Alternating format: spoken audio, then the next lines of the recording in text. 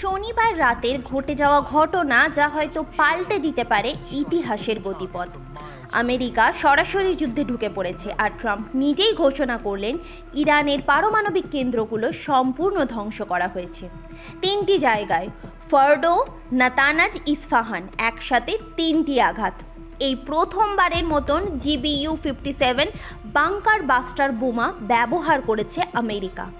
বিস্ফোরণের মাত্রা এতটাই ভয়াবহ যে ইরানের প্রতিরক্ষা নেটওয়ার্কই ভেঙে পড়েছে।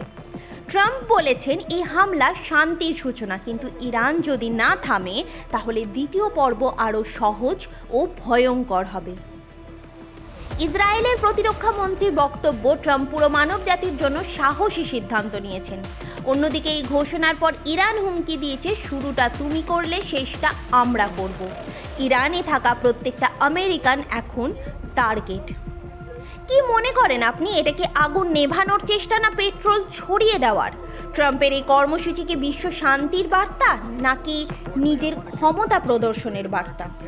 বলে রাখি, এই ঘটনায় 400 জন ইরানি নিহত, 3000 জন আহত। এটাই কি শান্তি আনার প্রথম ধাপ?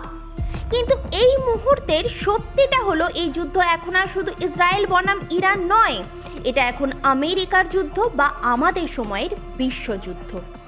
এখন উত্তরের অপেক্ষায়। ট্রাম্প কি এই আঘাতে ইরানকে থামাতে পেরেছেন নাকি বিপর্যয়ের কেবল শুরু? বিশ্বের সবচেয়ে গোপন পারমাণবিক কেন্দ্র ধ্বংসের পর এখন কি হতে চলেছে দেশের অবস্থা? কাল রাতে ট্রাম্পের জাতির উদ্দেশ্যে ভাষণের একটি লাইন আজও কাঁপিয়ে দিচ্ছে নীতি নির্ধারকদের। Now the time for peace has come, backed by the strength we showed tonight.